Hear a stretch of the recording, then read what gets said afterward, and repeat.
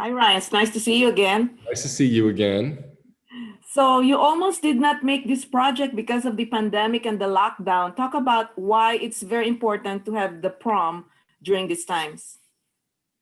Yeah, we were shooting it and it was a long shoot, and we always wanted to come out at Christmas time because it's a holiday movie. It's big stars singing and dancing and wearing sequins, but it's also a story of tolerance and acceptance, and we always wanted it to be a holiday movie. And then 3 days before we were done shooting, we got locked down because of COVID. So there were many weeks where I was sort of freaking out because I thought, well, we're never going to finish this movie. You didn't see a path back really at that time in March or April. But then Ted Sarandos and Scott Stuber and I were, really determined to finish it. So when things lightened up a little bit, we got together with a group of epidemiologists and we sort of figured out a back to work safety protocol, which worked. And so, but we were able to finish those last 3 days in July and August. And the protocols that we created are now in place, all over the world in many places.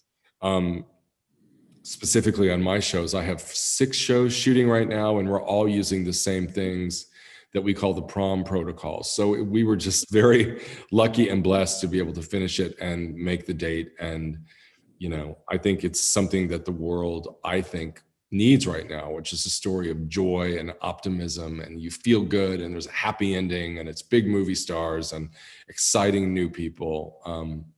So it feels like a Christmas present to me. That's great.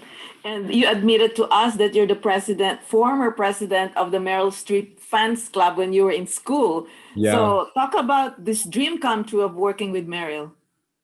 Yeah, she was someone who has always meant a lot to me. I would say she is the biggest icon in my life, and always has been. And I loved her.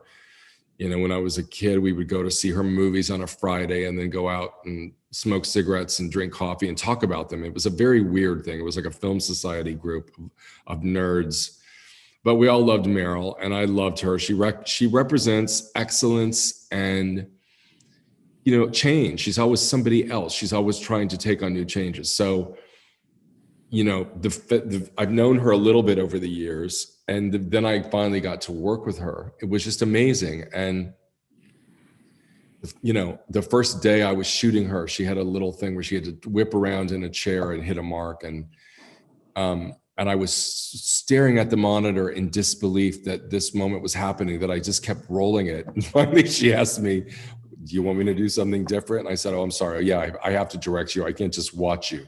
But I was obsessed with her then, and I'm obsessed with her now, and she's become a good friend, and she's a wonderful person. And, she doesn't disappoint. Everybody in town idolizes her and wants to work with her and says the same thing. Keegan-Michael Key, who plays her love interest in the movie, and I were talking that first day about, can you believe that we get to work with Meryl Streep? Oh my God, this is amazing, And she's just a joy and a legend.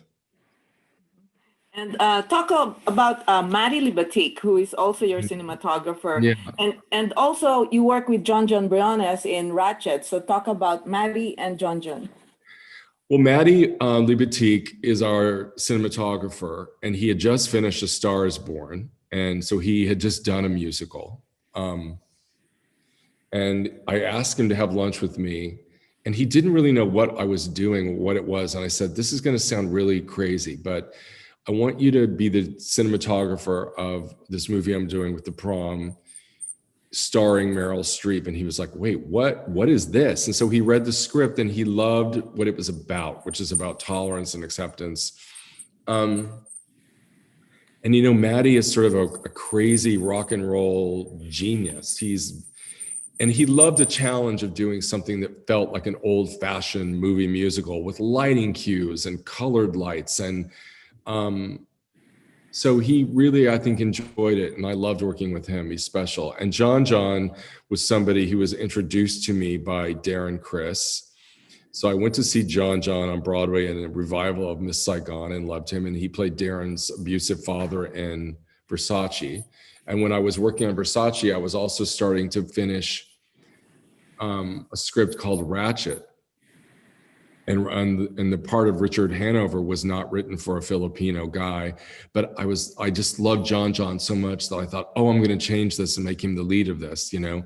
And he's fantastic. We always call John Marlon Brando because he's so talented, and I love him and want to keep working with him. Yeah. Thank you very much, Ryan. More power to you. Thank you. Good to see you. Nice to see you.